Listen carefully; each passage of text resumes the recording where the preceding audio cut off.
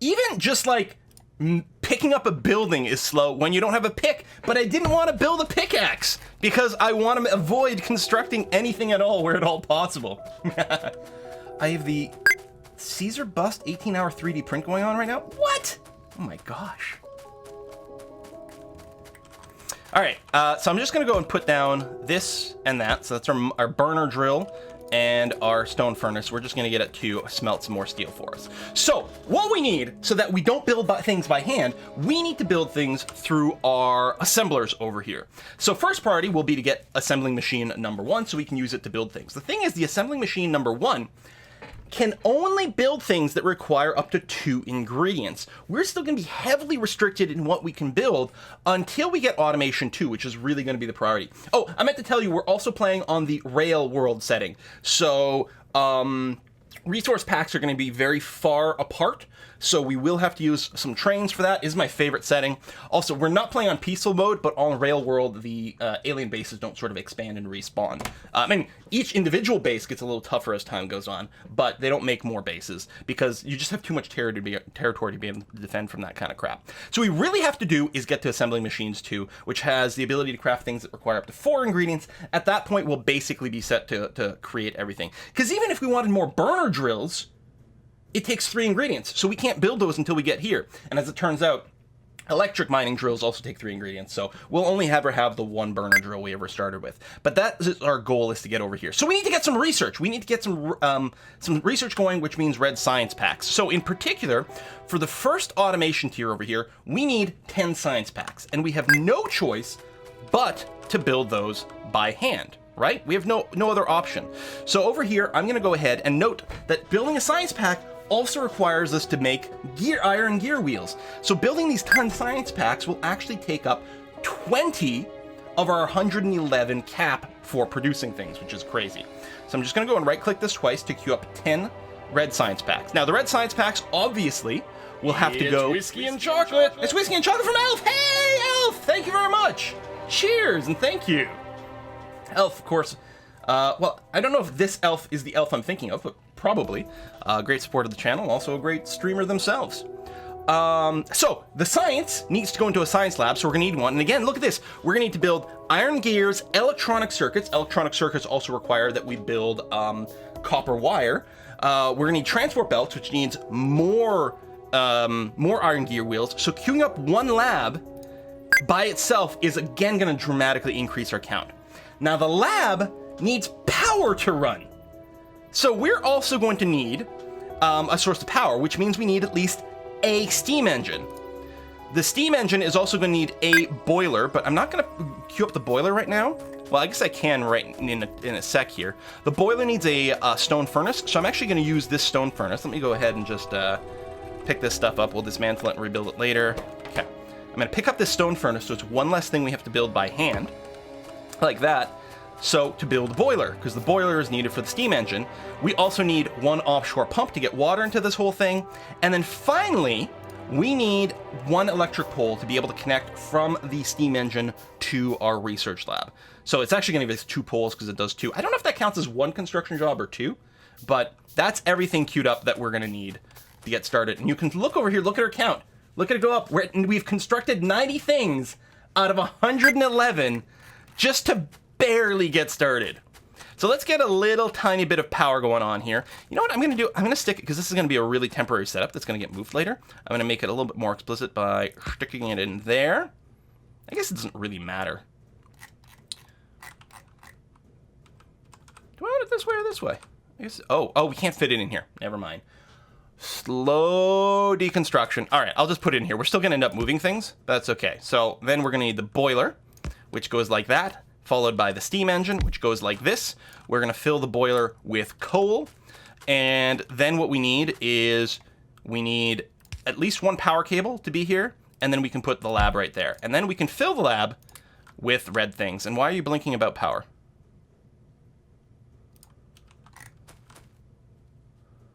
Am I not aligned? Oh! I'm fine. That goes that way.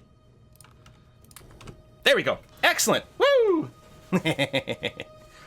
There we go. We've got power. We are now able to tech, so we will queue up automation 1. And we have enough science beakers for that. So while that's computing for a second... actually, this will be really fast. Yeah. I want to flip over to Unity and talk about programming for a bit, but we're going to wait until the next set of automated research is going on here. What map settings did we use? Just standard Railworld. I did not tweak Railworld. I did have to re-roll a lot. For some reason, and this I don't remember this being the case, but I know they changed a lot of stuff about how the resources get generated. For some reason, I had to re-roll a ton to get stone in my starting map. A lot of them would have 0 stone. I'm like, what? I mean, I need some stone for crying out loud. Or it'd be like 300 stone. I'm like, okay, well, I mean, that's enough for some furnaces. But I mean, I'm still gonna need to make bricks and stuff for other things. And who knows, because I'm playing on Railworld, how far I would have to go to get more stone. So I did have to like restart a bunch to finally get one with this. 66 would be fine. There's another big pack of stone over here, which honestly is overkill. The 66k, we'd be set. We'd be set for like, well, ages. We could probably win the game with 66 stone, I'm willing to bet. And there's just enough coal, just enough copper, just enough iron. I would have preferred a little bit more iron, but it's not too bad. There's a tiny pack up here, 37k, who cares? And like 19 whole iron over there. Hey, thanks for the bits, Nox. Keep up the good work, man. Love your content. Thank you very much. So, I mean, obviously we'll be looking for some more at some point, but yeah, for now. This is gonna be enough to get us started. So we're almost done automation. So we will once again be required to make one thing by hand. Now this will also require us to have 5 gears and 3 electronic circuits. I suppose there's no reason I couldn't do 5 gears and 1, 2, 3 electronic circuits right now. Again, burning through more stuff. Automation is done.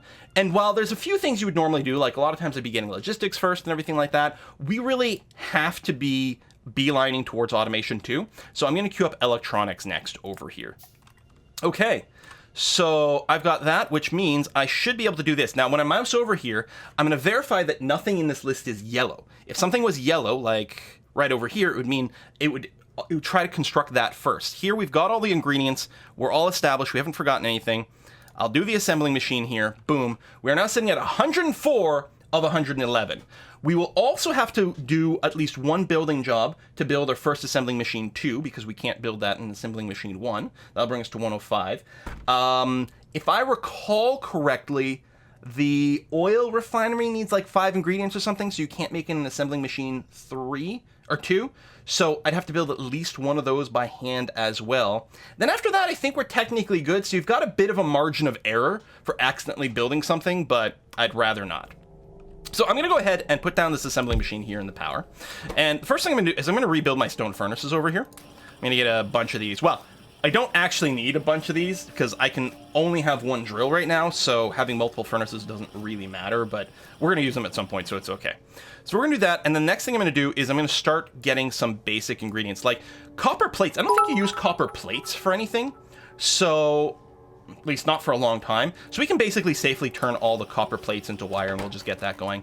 Meanwhile, what I'm going to do is I'm going to reset up my iron plate production here, because we're going to need a lot of those, mostly for belts.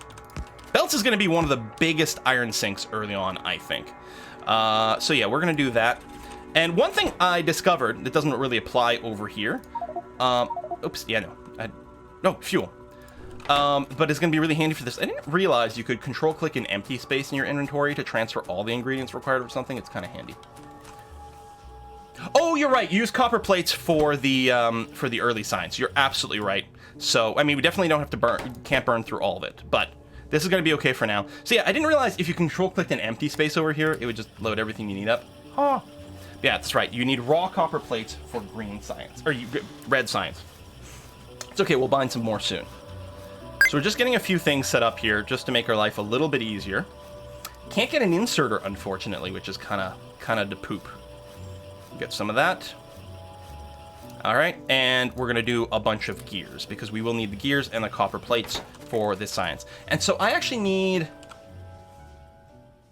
I need 110 more of these red science, which means I need 110 copper plates and 110 gears. The gears are going to be fine, but I guess with the copper plates that I spent... Actually, I don't even know if I literally had enough in my inventory. I'll have to dig up a little bit more. So, I'll do that. You can turn off handcrafting with permission. Oh, that's true. That's true, because it's sort of like a server type thing. Just gonna let it finish that so we don't pick up a raw thingy, which would be annoying. He did have some items for the game. Yeah, well, I mean, you start with a game with 1 burner drill and 1 stone furnace. So we're gonna go ahead and put you in there, and then you in there. Okay, and you'll give you some more copper plates, and that's gonna be a-okay. Bum, bum, bum, bum, bum, bum. Okay, a bunch of gears. Oh, that's right. You need 2 plates per gear. We may as well go ahead and finish up the gear job. Again, we're gonna need at least 90 of them to get all the science. And then what we'll do is we'll get the science producing, and then we'll flip over to Unity and talk about that a little bit. Watching Quill has added several games to my own library. Yeah, watching anything on like YouTube or Twitch is a really good way to start spending some money. Doesn't matter who you are. You see new thing, it's like, I want that. Yep. Also, can't you also place fuel into inventories by grabbing the fuel in your inventory and left clicking? Yeah. You don't have to actually open it over here. No, yeah, that's true, and I do that a lot. Control clicking to like load things in, but. Come to think of programming when a script's happening. Yeah, it is something I've dabbled with. And I'm just gonna let that finish, even though we don't technically need quite this many gear right now, but that's gonna be okay. We'll start in red science, control click over there, it feeds it in. So yeah, we'll need a few more copper plates, although not for a while here.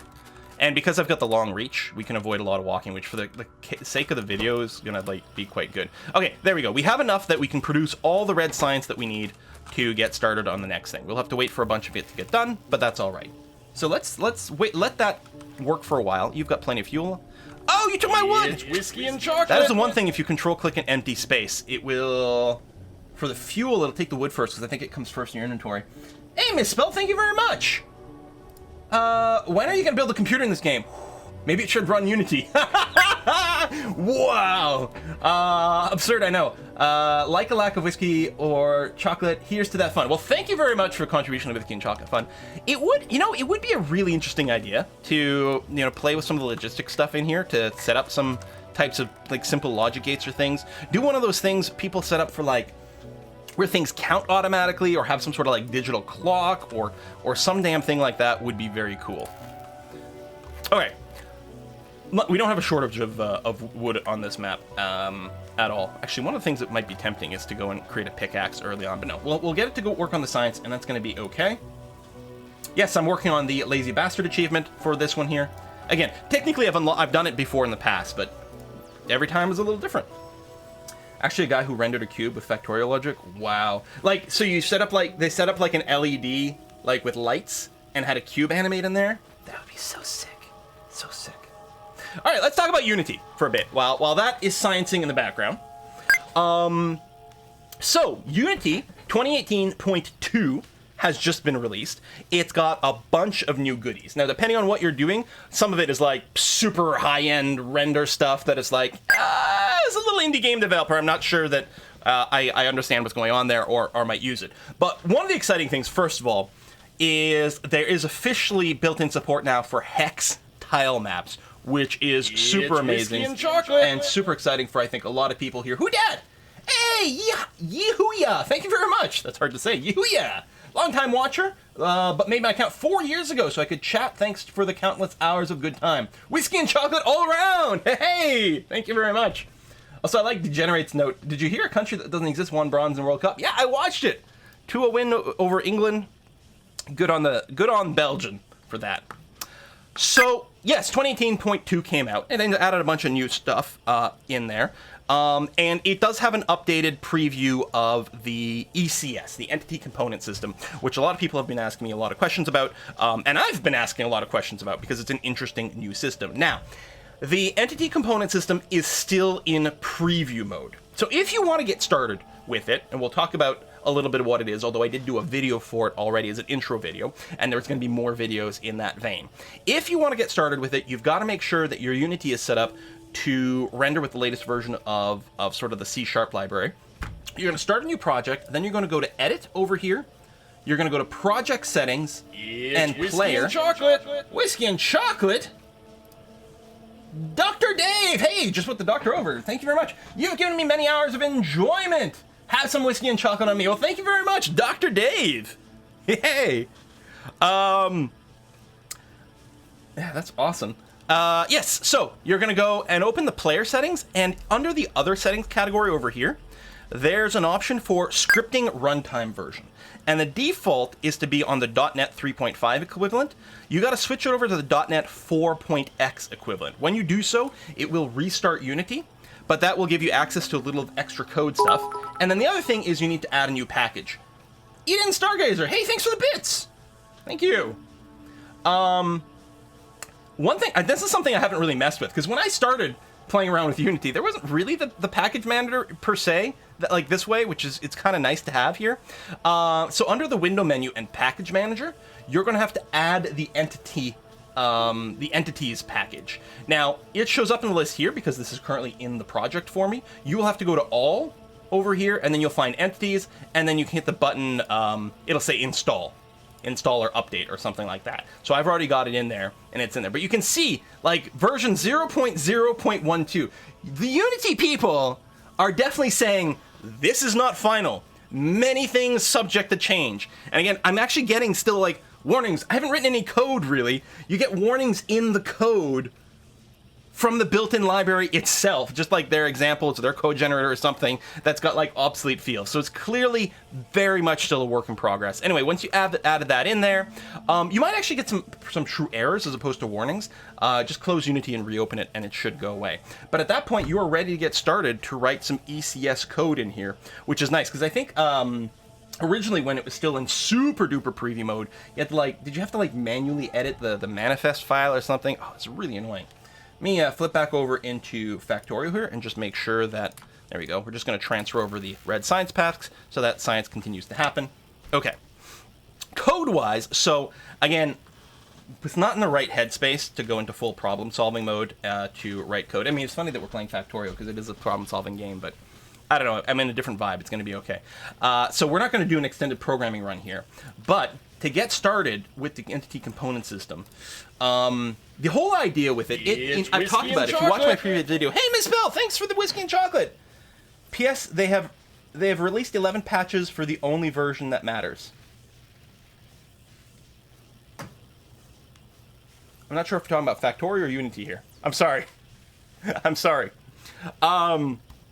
So if you watch my video, the introduction to the Unity component system, you know that the entity and component system is really a collection of different things. The idea with the ECS is to allow you to run code very quickly that tends to iterate over many things. And it's doing that through a combination of just optimizing how memory is laid out, as well as being super good shape properness for doing multi-threaded job stuff. And at its core is the idea that you're going to define entities with components. Now, in a sense, that's not different from how Unity already works, right? In Unity, you have game objects with components, mono behaviors, that you attach to it. It's the same sort of general idea, but you're doing it much more code-based, and the way that the entities are managed and the way that the components are constructed are different. And the thing is, the components, whereas a mono behavior in Unity is a full class that you tend to have like lots of code on, it does a lot of work, the components in the ECS are really supposed to just be sort of very plain data structures. And then you have a system, a job system, that does the work. The job system uses the components on entities to accomplish something, and the job system tends to be written in such a way that it's very sort of self-contained, so that it's very easy to have it in a multi-threaded environment where you can run in parallel with something else, for example. But what I want to do is I want to talk a little bit about what kind of structure we might use for an upcoming project. One of the things that's always fascinating, I don't know why this is, but the classic sort of set of examples for like learn to computer program and things like that for game dev is always a space thing. I don't know why, but it comes up all the time. Even with Unity, for their example of ECS, they set up a twin stick space shooter. And I think it's two reasons. I think first of all, programmers love outer space stuff and spaceships. It's really cool. And the second thing is it avoids you having to worry about things like, you know, as many grounds and obstacles and things like that. It's much more open space to work with. But one of the things I've talked about before, and we've even done little mini tutorials for, is the idea of like, what if you want to do something that's like a very super galactic grand strategy, something simulation game, right? What if you want to write your own version of Aurora for X, for example, and what would that entail? And that's kind of what I want to focus on with the core of what we're going to move forward with ECS, is that kind of idea, because I want something where we can simulate a galaxy with like 1,000,000 stars, each star having, you know, many planets and things like that around it. And if you've played Aurora, you know the game starts to bog down really quickly as you actually start to visit solar systems, because the solar systems aren't instantiated until you visit them for the first time. And the game can really start to slow down. There's lots of reasons for why that might be, but I would like the ability to crunch a ton of that information like that in parallel through good memory layouts, through multi-threading and something like that. Yes, there is work to be being done porting Aurora to C#, which is very exciting. Now, making an actual Aurora-like game has a much greater challenge than just having all the data and the simulation aspect of it. The big issue is generating the user interface for it, which, I mean, obviously, Aurora itself has a miserable user interface, but part of it is because there's so much data to show, and you really do need a lot of windows and forms and things like that. And the built-in Unity GUI system, you're going to have to go through a lot of work to do just a fraction of those forms. And one thing that would be awfully nice, and I've looked every now and again, it would be nice if there was a way, if someone had written a library that was like a full sort of like windowing, dialog box, spreadsheet interface, form system for within Unity. If you are strictly working on, say, Windows, because this is C#, you could access something like, you know, the .forms or something like that. But I don't know what the solution might be for this. Take another peek at Factorio, and we'll talk a little bit about what kind of components I might envision for a system like that. We'll go and transfer some more science packs over here, and you're still doing that. Excellent. Okay, this is a great way to kill time. So, in my head, for the little individual subcomponents, so each one of these components represents two things. That's the tricky thing about the entity component system. So, an entity is a thing, okay? Anything. It can be anything from a whole solar system is a entity to an individual little bullet is a entity. And with the ECS, each entity is sort of the same. Internally, I mean, it might be represented in a few different ways, but really, internally, it's just one giant array of entities. But each entity will have its own individual subset of components. So, a star might just need an entity that says, you know, you could, like, something like this. Let's say we have some sort of component. So this is the sort of component that describes a star. Hellion, thank you very much for the bits! Where did that show up in the chat? There it is. Have some bits for making my Saturday better. Well, thank you very much, Hellion. Oh, some ad bits. I see. Ah. So with Dart, you could have something like intensity, mass, something like that, and maybe it could have some sort of link to the star system entity that I belong to in some way, because theoretically you could have multiple stars in one star system, right? Sure, why not? Yeah, something sort of like that. Now, this entity type is basically, now it's got a class, there's some stuff around it, right? If we load up the actual entity, well, it's not a class, it's a struct. It's got some data. The big thing the entity is basically just an index. It's just an integer. It's got some extra stuff going on in it, but mostly just an integer that is the index in an array. So the first entity you create will have ID. I don't know if it'll have an ID 0 or it'll have an ID 1. I'm not sure how internally it tracks things. There might be a sort of, because entities aren't nullable, but you might still have a 0. Anyway, I don't know. Theoretically, the first entity you create will have an index of 0. The next one will have a 1, and so on. And basically, this entity struct is just that index number, and that's it. So you could, in theory, and there's no sort of like classness or typeness. You could basically point this to any entity, but so you'd have to be careful to point it to an actual star system so you can reference things. So you've got this. So this structure both contains information about a star, but it's also one of the ways that you can identify your identities of different types, because all entities are just going to be in one giant array, more or less, but all your stars will have the star component on it.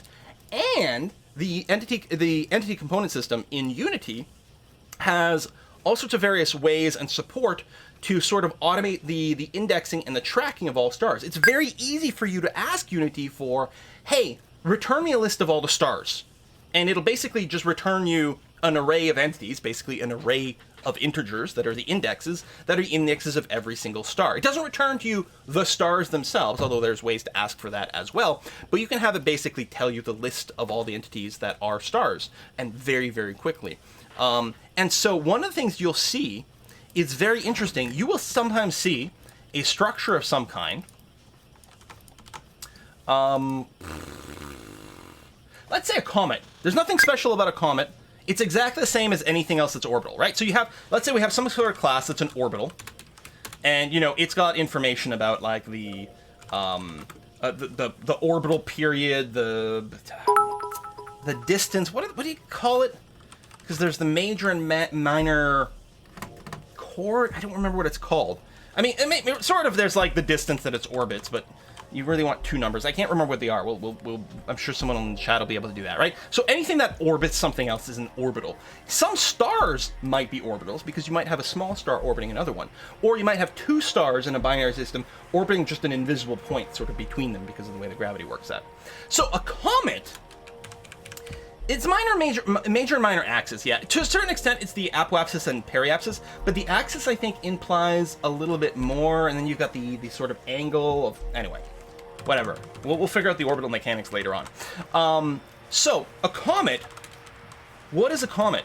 A comet's just an orbital with, a kind of a funky sort of path.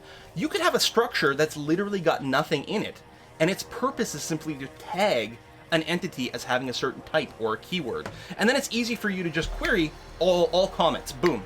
There's nothing special about a comet. It's just an orbital. It's mostly made out of, like, ice, maybe. But, I mean, that's the same. Theoretically, you could have a moon that's just made out of ice. What's the difference between a moon and a comet? What's the difference between a moon and a planet? Nothing. A planet typically orbits a star, and a moon orbits a planet. But, I mean, we know from, like, the forest moon of Endor, Endor is a moon, but it's very planet-like, so there's no difference. So you can have these keywords. And the other thing to think about for components is, let's say we wanted to have health, right? We have something with hit points. Now, so you'd have some sort of structure like this, with a public int, hit points or something like that. And you might wonder to yourself, well, why do I need to make a struct for all this health? Why couldn't I just have a component that's just, this integer with hit points? Well, the problem with that is with the entity component system, you differentiate components based on their, basically it's a system that uses generics. So based on their class or their structure, based on their type, is how you differentiate one component from the other.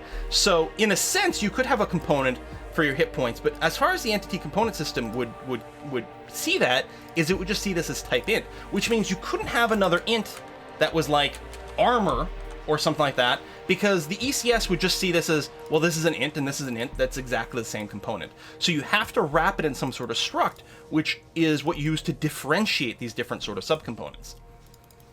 Now, of course, you can have more stuff in here. We could decide that health includes things like armor, shields, maybe it's got like, some sort of other array of like resistances by type. You can have all sorts of stuff in here. There are sort of general guidelines about how big you might want to limit your struct to be, just because at a certain point you start to lose efficiency when it comes to memory copying and things. But anyway, that's for something else. This is a threaded stream. Thread 1 is ECS, thread 2 is Factorio. That is a great way to talk about it. Excellent. Now, speaking of Factorio, our job's done yet? Well, electronics is done researching, which is great. So now we can start researching automation, which does need the 80 science beakers over here. So we're still producing a few more. Nope, I'm out of copper, but that's okay because we're getting copper over here. So I can load that back in. And we're not going to have quite enough. I guess I have to make some more gears. I don't see any stacked beer. I don't have any. Right now I'm just having cola. If you do exclamation mark mods, you will get the list of all the mods loaded. There are no major game-changing mods, just quality of life kind of thing. So the achievement is the Lazy Bastard achievement, which requires that you build no more than 111 items by hand. You can see we've built 104 items by hand just to get to this point, because we had to build some gears and some circuits and some wires and stuff like that. And we are trying to get to the point where we've got Automation 2 unlocked so that we can get an assembling machine 2 to build everything else for us. And we're going to build from there. Got to get that Hawaiian punch. Ooh. Why would you want health in an entity? Isn't health inherently an attribute of an object equals an entity? Not necessarily. Tons of entities will... First of all, an entity in the ECS doesn't have any info whatsoever, other than some sort of index in an array. And you can have lots of entities that don't have health, right? Like, a planet may not have health. A bullet may not have health, right? A laser beam might not have health. So, only some types of entities, and this is true in regular Unity programming as well, right? Not every game... Think of an entity as a game object. Not every game object has hit points. Right? A lot of it's just static content or things that you can't blow up for various reasons or something. Some of it are particle effects that are right. They're just for visuals. None of those things have hit points. So even in a regular Unity thing, using a classic sort of mono behavior setup, you're still going to find yourself having a health behavior that not everything will have. Mm-hmm. Can Unity handle a game like Path of Exile on the same scale? Oh, absolutely. Yeah. I mean, there have been games in Unity program that are much bigger scale than Path of Exile in a way.